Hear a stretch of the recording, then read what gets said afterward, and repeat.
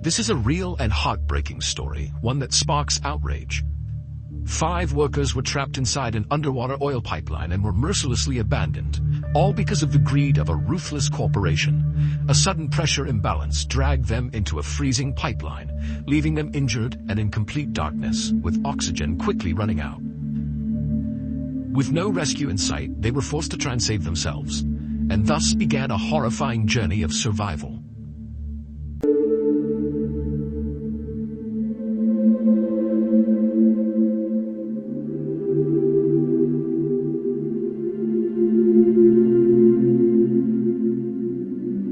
This is not a fictional story, it's a real-life tragedy. 5 workers were trapped in an underwater oil pipeline, abandoned in desperation for the sake of a ruthless capitalist corporation. They were working inside a sealed underwater structure, dismantling a section of the pipeline, when the last bolt was loosened. The pressure difference between the inside and outside created a massive suction force, pulling all of them deep into the pipe. No one could resist. They were dragged into the darkness, spun around, and violently tossed through the cold pipeline. The entire ordeal lasted just over a minute, but for them, it was an endless nightmare. When the suction stopped, they were lucky enough to be trapped in a section of the pipeline that had a raised space, forming a small air pocket where air had been pushed in. In a panic, they checked on each other. All were injured. The second man in line was the worst. His leg was broken and he was unconscious. Worse still, they had lost all their oxygen tanks. They couldn't afford to wait for a rescue in such a narrow space with barely any air left. They had to save themselves. One man suggested going back the way they came, but most believed the path forward was the way out. They decided to move forward, clinging tightly to each other like a centipede. They moved together to keep from getting separated and to support the injured man. While crawling, they discovered 2 oxygen tanks had also been sucked in with them. But the joy didn't last long. They soon realized that the pipeline ahead was completely flooded. If they wanted to escape, they'd have to dive into the submerged section, but there were only 2 tanks for 5 people. Even worse, they had no idea how long the underwater section was. Once they dove in, there would be no turning back. The biggest problem was the injured man. He could barely move underwater to net, and those behind him wouldn't be able to pass him either. In this dire situation, Chris, one of the 5, decided to take 1 oxygen tank and swim ahead alone to search for an exit. He told the others, "If I make it out, I'll come back to help you. If I don't return, it means I've failed." There was no other option, they agreed. Chris didn't know if he was even swimming in the right direction. He swam through the flooded pipeline, breathing slowly to conserve oxygen. When he found a section that rose above the water, he paused to rest. But when he dove back in, a sense of hopelessness overwhelmed him. The pipe seemed endless. His oxygen tank was running low. Just as he considered giving up, he heard a loud clang ahead. He reached out. It was another oxygen tank.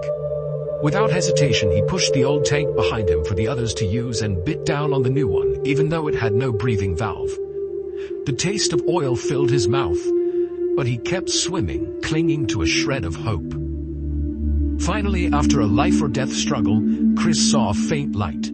He had reached a section of the pipeline near the surface.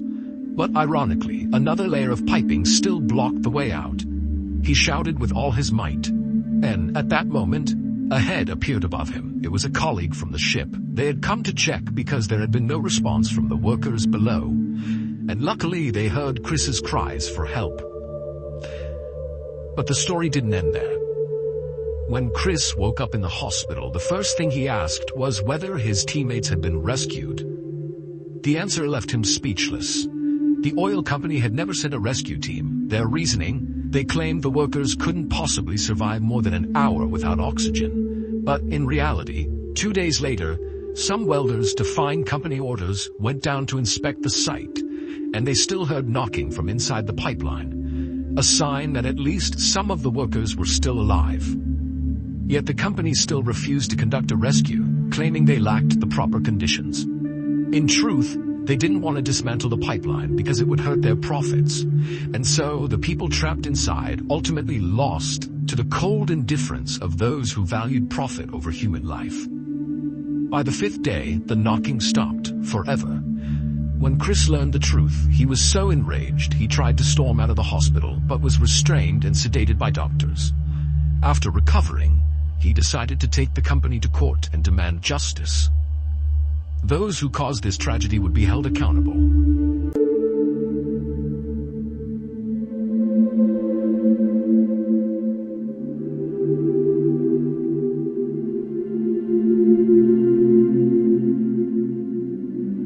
So, that was the story. A tragedy not born from nature, but from negligence, greed, and a total disregard for human life. The 5 workers didn't stand a chance, not because they couldn't survive, but because those who had the power to help chose not to. Chris survived, but the weight of the truth was heavier than anything he endured inside that pipeline. He fought not just for justice, but for the voices that were silenced by corporate indifference. Let this story be a reminder.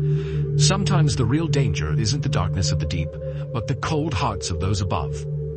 If this story moved you, don't forget to subscribe for more true stories that deserve to be heard. And as always, stay aware, stay compassionate, and never stop asking questions.